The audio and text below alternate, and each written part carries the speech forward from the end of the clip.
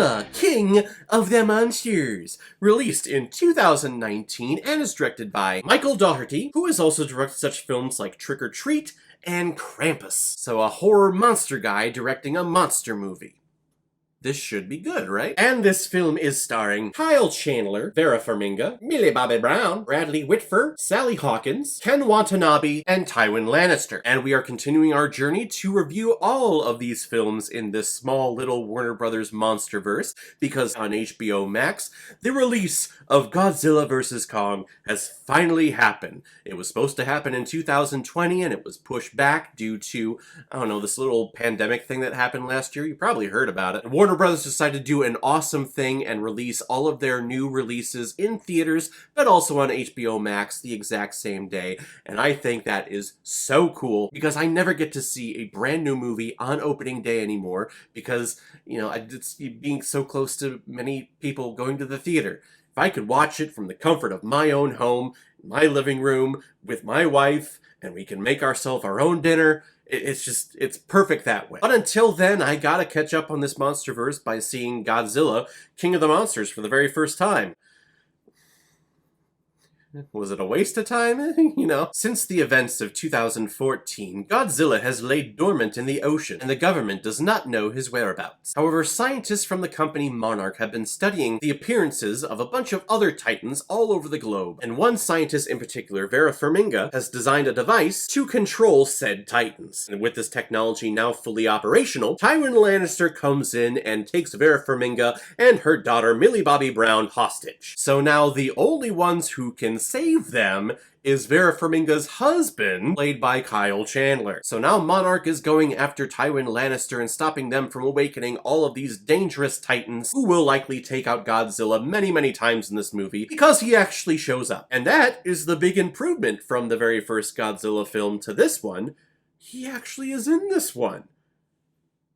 Cool. He gets his ass kicked a lot of assists. A lot of assists being thrown at Godzilla in this movie. Here's a couple of nuclear bombs for you. Oh, hey, here's another monster who's going to come around and help you out.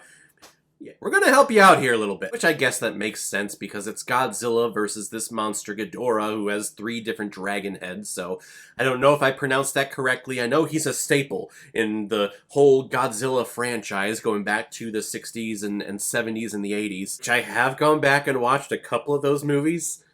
Oh boy, aren't they special. Yes, fire the nuclear weapon at Godzilla. No, you can't fire that. He's got my sister. What? Oh, so he does. But here we are, us Americans are taking this Japanese character and making it our own, and I like the design of this Godzilla a lot more than what we got in the 90s and the 80s, just from what I've seen. In those films, it looks too much like a Power Rangers episode for me, which I know that's the style and it was the time, so I mean no disrespect. It's just, you know, technology has advanced so much in the last couple of years from where it was in the 80s and the 90s, so that's where we're at now with Godzilla 2. And just like what I was thinking, whenever I saw trailers for this movie, I saw this trailer so many times throughout any film that I watched in theaters from 2018 to 2019. It was in front of every single one of them. So I got the sense of, hey, there's going to be like hundreds of different monsters that Godzilla's going to have to face. They're cramming a lot in here. So I don't know how they're going to do it and have it all make sense. It feels a little busy at times, let's just say. And there is a ton of destruction. But from what I recall, I don't remember like the fan base being split and being angry about how, you know, Godzilla doesn't care about people if he's supposed to be the humans' protector. Why are they leveling the whole city of Boston?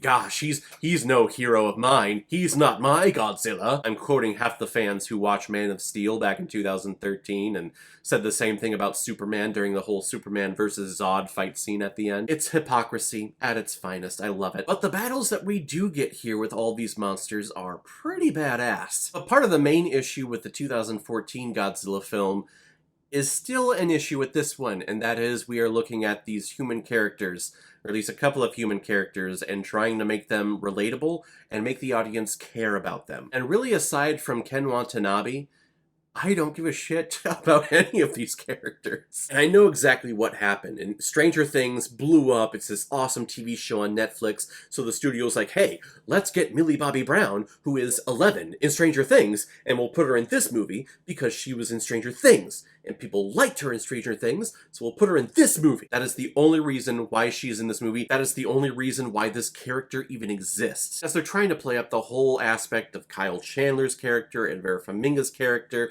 They're divorced and they're separated because they lost their son in the first Godzilla movie, and so now they need to have Millie Bobby Brown choose between them, and she chooses the mother, even though it's clear that Kyle Chandler is the good parent, but she still goes with her, and then there's a little betrayal on that end, and then Millie Bobby Brown's like, what are you doing, Mom?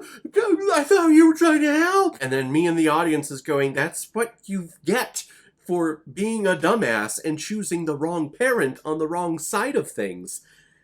Because you're a dumbass. Little minor spoiler for you with this movie, Vera Farmiga's character is working with Tywin Lannister. It's pretty freaking clear from the beginning, and Millie Bobby Brown's character knew that.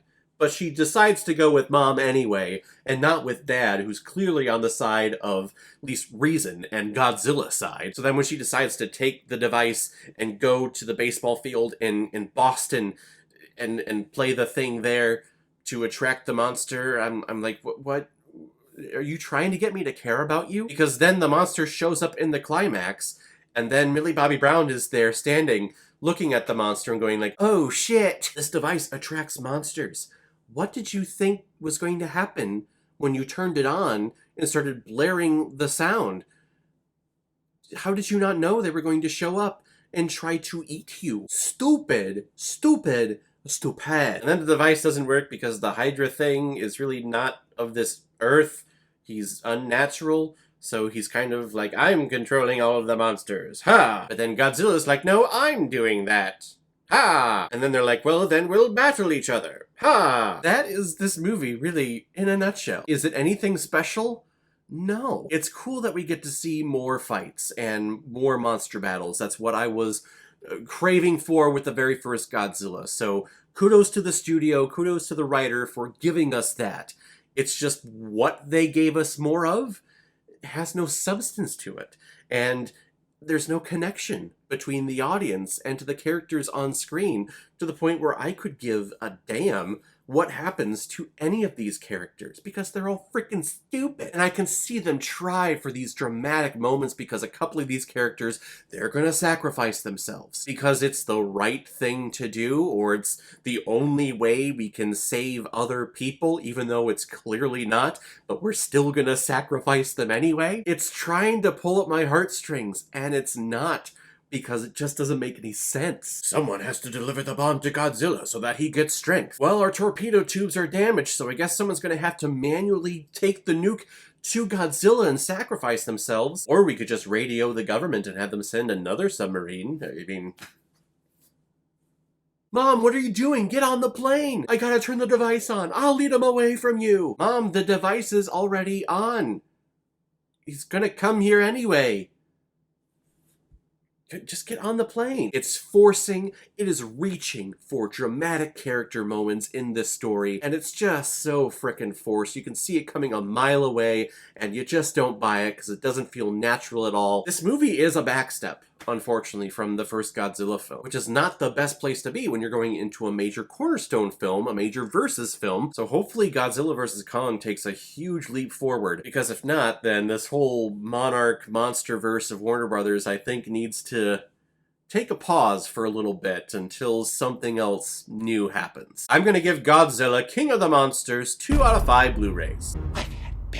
Alright everyone, so I'm going to be watching Godzilla vs. Kong. If any of you have recommendations of films that you want me to review on here, you can leave a recommendation below this video, or go to my Facebook page, my Instagram, or my Twitter, leave your recommendation there, and if I have access to it, I will watch, review it, and give you a shout on the channel. And if you want me to do your recommendation as quickly as I possibly can and bypass the whole random generator that I have here, you can make a PayPal donation on the main page of my YouTube channel. Any size donation will do, just attach your movie with the donation, and if I have access to it, I will watch it and publish my review of it as quickly as I possibly can. So guys, if you've seen Godzilla King of the Monsters, what did you think about it? Or if you've never seen it before and you stumbled across it because of this video, then comment below, let me know what you thought about it. And as always, if you like what you see here, if you like my take on movies, then hit the subscribe button and make sure you hit that bell so you'll know the next time I release my next movie review. So guys, I will see you next time with my review of Godzilla vs. Kong. So in the meantime, be well, be good to each other, and go watch a movie.